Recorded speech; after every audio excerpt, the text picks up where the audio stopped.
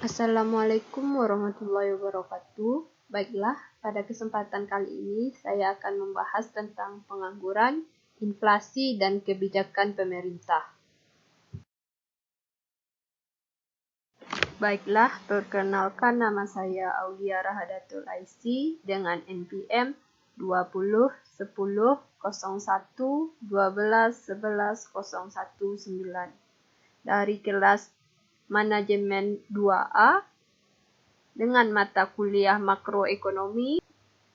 Dosen pengampu Ibu Helmawati SEMSI, Universitas Bung Hatta.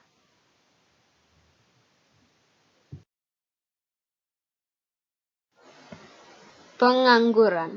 Pengangguran merupakan keadaan tanpa pekerjaan yang dihadapi oleh segolongan tenaga kerja yang telah berusaha mencari pekerjaan tetapi tidak memperolehnya. Individu yang menghadapi masalah tersebut dinamakan pengangguran.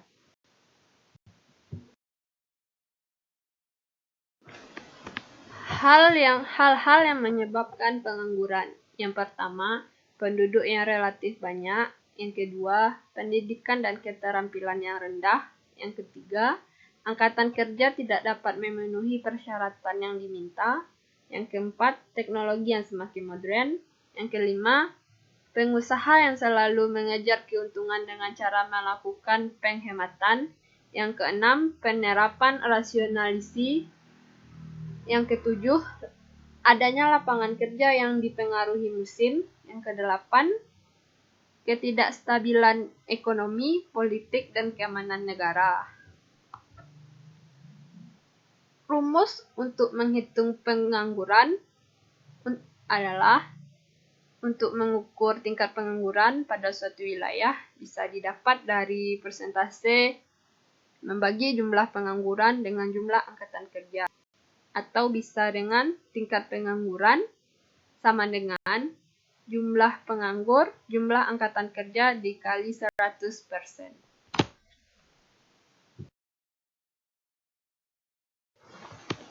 Berikutnya adalah jenis-jenis pengangguran. Pengangguran berdasarkan penyebabnya. Yang pertama, pengangguran normal atau friksional. Pengangguran ini disebabkan oleh adanya kesulitan mempertemukan antara pihak yang membutuhkan tenaga kerja dengan pihak yang memiliki tenaga kerja. Yang kedua, pengangguran siklikal, yaitu pengangguran yang disebabkan kemunduran ekonomi yang menyebabkan perusahaan tidak mampu menampung semua pekerja yang ada. Yang ketiga, pengangguran struktural.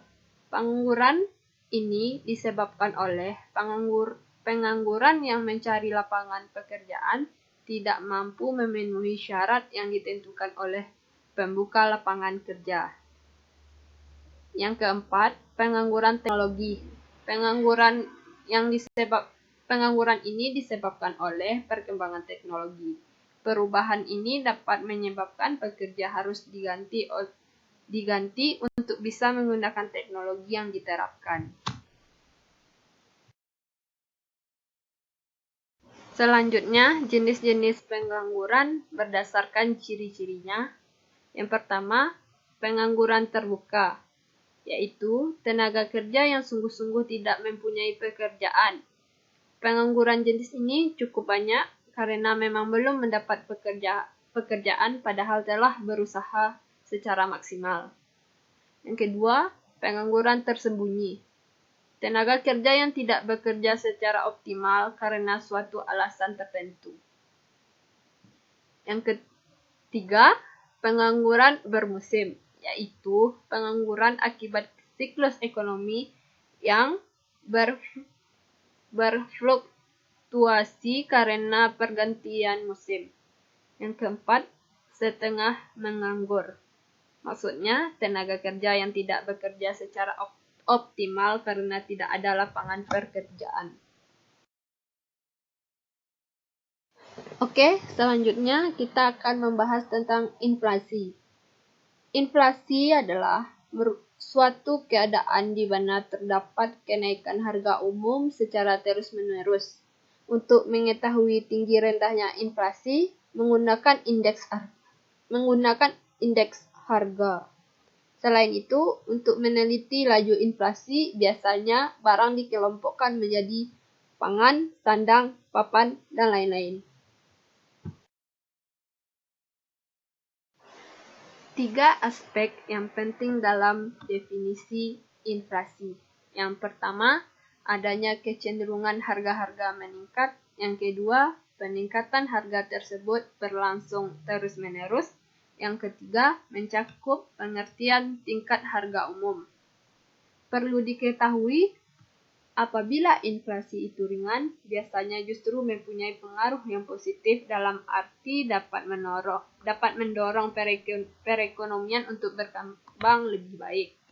Sebaliknya, dalam masa inflasi yang parah, yaitu pada saat terjadinya hiperinflasi, keadaan perekonomian menjadi kacau balau.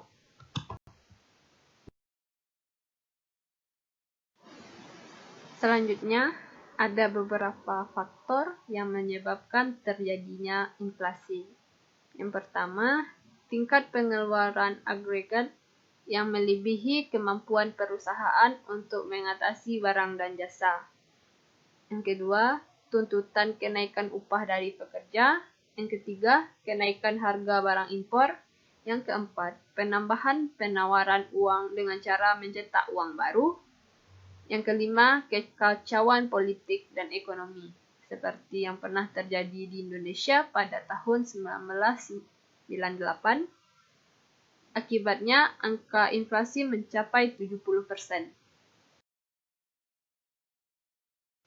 Berikutnya, kita akan membahas tentang jenis-jenis inflasi. Yang pertama, inflasi berdasarkan sumber atau penyebab. Yang pertama ada inflasi tarikan permintaan. Inflasi ini terjadi saat perekonomian berkembang pesat dan menyebabkan kesempatan kerja yang tinggi pula. Sehingga tingkat pendapatan masyarakat juga ikut meningkat dan tingkat konsumsi mereka juga meningkat, tetapi tidak diimbangi dengan peningkatan produksi barang dan jasa sehingga menimbulkan inflasi dalam perekonomian. Yang kedua, ada inflasi desakan biaya. Inflasi ini terjadi saat perekonomian berkembang pesat dan tingkat pengangguran sangat rendah. Perusahaan akan mencari karyawan baru dan membayar mereka dengan upah tinggi untuk menaikkan tingkat produksi. Ini menyebabkan biaya produksi meningkat dan menyebabkan kenaikan harga barang yang menyebabkan inflasi. Yang ketiga, inflasi diimpor. Inflasi diimpor ini terjadi karena kenaikan harga-harga yang disebabkan oleh kenaikan harga barang impor yang digunakan sebagai bahan mentah produksi dalam negeri. Selanjutnya, ada inflasi berdasarkan tingkat kelajuan kenaikan harga-harga yang berlaku. Yang pertama, ada inflasi merayap. Inflasi merayap adalah proses kenaikan harga-harga yang lambat jalannya. Yang digolongkan kepada inflasi ini adalah kenaikan harga-harga yang tingkatnya tidak melebihi 2 atau 3% setahun. Yang kedua, ada inflasi sederhana. Secara rata-rata, di sebagian negara, tingkat inflasi mencapai di antara 5 hingga 10%. Inflasi dengan tingkat yang seperti itu digolongkan sebagai inflasi sederhana atau moderate inflation. Yang ketiga, hiperinflasi. Suatu keadaan kenaikan harga-harga dalam perekonomian yang meningkatnya adalah sangat tinggi dan mencapai jauh lebih tinggi dari 10% dan seringkali melebihi 100%. Itu dinamakan hiperinflasi. Efek dari inflasi. Yang pertama, inflasi dan perkembangan ekonomi. Inflasi yang tinggi tingkatnya akan menghambat perkembangan ekonomi. Biaya yang terus-menerus naik menyebabkan kegiatan produksi sangat tidak menguntungkan. Maka pemilik modal biasanya lebih suka menggunakan uangnya untuk tujuan spekulasi. Investasi produktif akan berkurang dan tingkat kegiatan ekonomi akan menurun. Sebagai akibatnya, lebih banyak pengangguran akan terwujud. Yang kedua, inflasi dan kemakmuran masyarakat. Di samping menimbulkan efek buruk atas kegiatan ekonomi negara, inflasi juga akan menimbulkan efek-efek yang berikut kepada individu dan masyarakat, yaitu inflasi akan menurunkan pendapatan real orang-orang yang berpendapatan tetap. Inflasi juga akan mengurangi nilai kekayaan yang berbentuk uang dan juga dapat memperburuk pembagian kekayaan.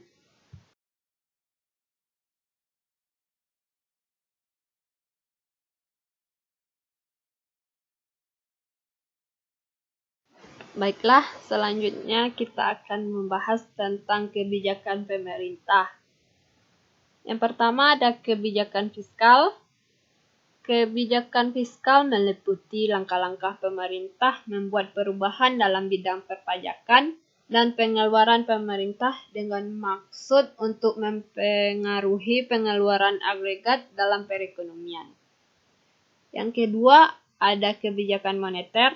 Kebijakan ini meliputi langkah-langkah pemerintah yang dilaksanakan oleh Bank Sentral. Di Indonesia, Bank Sentral adalah Bank Indonesia,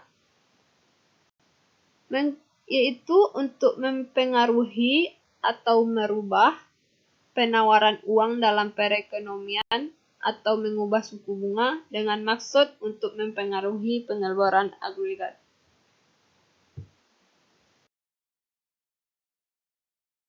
Kebijakan fiskal dan kebijakan moneter dijalankan oleh dua pihak yang berbeda.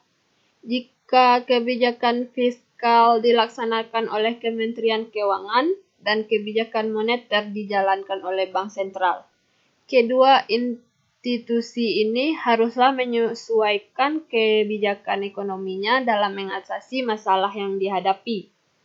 Apabila tidak demikian, yaitu apabila langkah mereka menimbulkan efek yang bertentangan, yaitu satu pihak menjalankan langkah-langkah untuk mengatasi inflasi dengan pihak lainnya menjalankan kebijakan mengatasi pengangguran. Kebijakan yang bertentangan itu tidak akan mencapai tujuannya.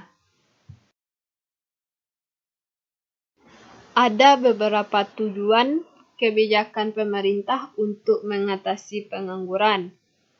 Yang pertama, tujuan bersifat ekonomi. Tujuan untuk mengatasi pengangguran didasarkan kepada pertimbangan yang bersifat ekonomi.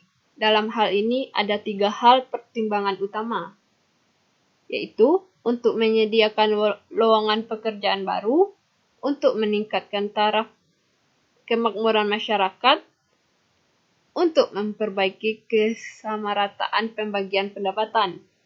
Yang kedua, tujuan yang bersifat sosial dan politik. Tanpa kestabilan sosial dan politik, usaha-usaha untuk mengatasi masalah ekonomi tidak dapat dicapai dengan mudah. Berikut ini diterangkan masalah sosial dan politik utama yang ingin diatasi melalui pemerintah mengurangi pengangguran, yaitu meningkatkan kemakmuran keluarga dan kestabilan keluarga, menghindari masalah kejahatan, mewujudkan kestabilan politik. Adapun cara untuk mencegah pengangguran. Yang pertama, Bank Sentral perlu menurunkan suku bunga. Yang kedua, Kementerian Keuangan menambah pengeluaran pemerintah yang dapat diikuti pula dengan pengurangan pajak. Langkah tersebut akan menyebabkan adanya kenaikan dalam pengeluaran agregat sebagai akibat kenaikan investasi, kenaikan pengeluaran pemerintah. Selanjutnya, kenaikan pengeluaran rumah tangga. Kebijakan segi penawaran.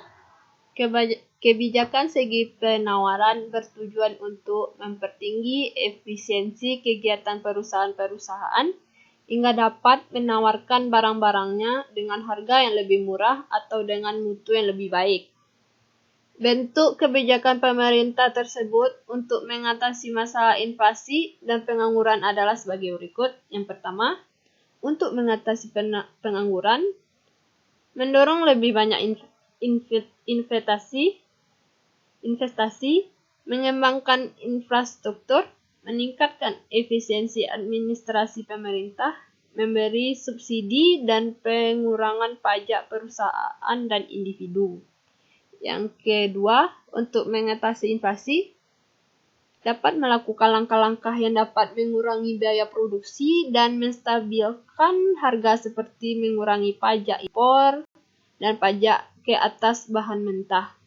Melakukan penetapan harga, menggalakkan pertambahan produksi dan menggalakkan perkembangan teknologi.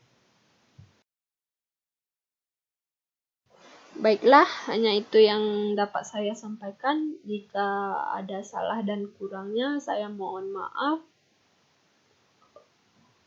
Assalamualaikum warahmatullahi wabarakatuh.